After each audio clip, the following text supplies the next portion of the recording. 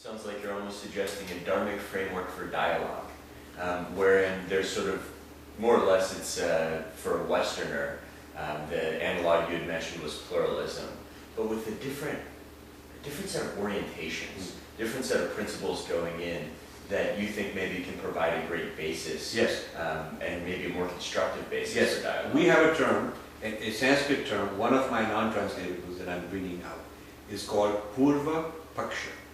It's a hyphenated word. Purva is P-U-R-V-A, hyphen Paksha is P-A-K-S-H-A. Now this means one's view of the other. So it was pioneered by Hindus and Buddhists having Purva Paksha of each other.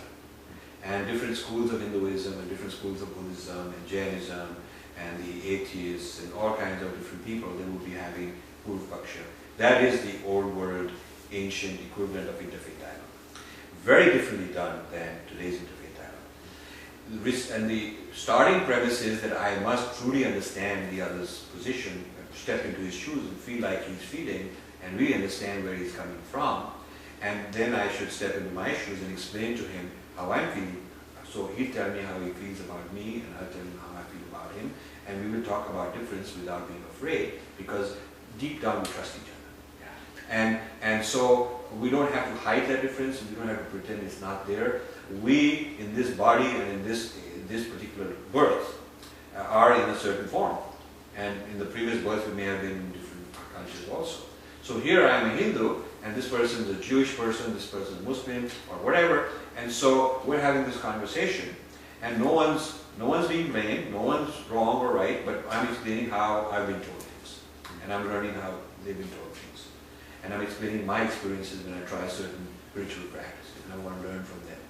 So this kind of a Purva Paksha can start.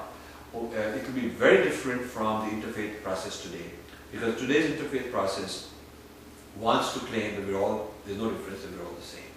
And I find that when I go to interfaith events, they suffer from difference anxiety. Most of these guys. They don't know how to engage with the difference in a way. Yeah, they're uncomfortable with the difference.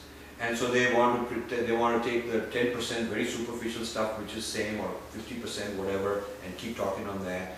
And without coming out with what is really different in our views and our positions, they cannot make too much progress. That's why interfaith dialogue has become a very big thing, but hasn't really made any huge breakthroughs. So this is a way of effectively mediating and discussing those differences. Yes. I also have another proposal. Like in the schools, there is something called Model UN. I would like a Model United Religions organization, where each religion is represented by a team. So a student joins a team of a particular religion, which need not be their own religion, but they're learning how to represent them. So they can empathize fully. They have to represent them publicly, and therefore the level of knowledge has to be very deep. My daughter in school, they had the Model UN, so each one had to be in a team of a country. So she was on the Tibet team, so she had to correspond with Tibetans, read stuff, and go to their meetings and really understand the Tibetan position on some issues. And so there were other debates with Palestinians and Israelis and Americans and so on. So their views had to be represented. So a person on the Palestinian team didn't have to be ethnically from Palestine. They would be allocated. If you had something of that sort where every religion is a member, United Nations only nations are members, countries are members, political entities are members. Well, what if you had something where the membership unit is a religious entity? And you don't even have to have one seat for Hinduism. You could have one seat for the ISKCON people and one seat for the Ramakrishna people. Many. Similarly, so you could subdivide it. You could have Mormons as a group, and you could have Presbyterians as a group, and you could have the Catholic Church, and you could have, there's many kinds of people. And similarly, with Islam, you could have the Ahmadiyas present, and you could have the Shiites and many kinds of schools of Sunnism present. So, if you had this Model UN approach, and you applied this method of Purva Paksha of debate and discussion, of difference, I think something extraordinary will come. And this is a very new model. It's a new idea, and I wish I could get people from various faiths committed to trying this model. And then we could go and get some funding and get some support and start this. And this way, the important issues of religious diversity, important issues, whether it's about, prayer in schools, or divorce or abortion, or gays, or whatever the issues are, or it could be religious conflicts in various places.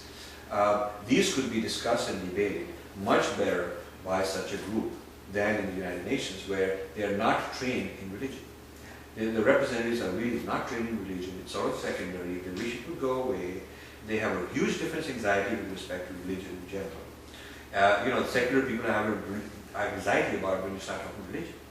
So they don't realize it as a force that exists. You have to accept it and deal with it and understand it. It can be a very positive force. It should be.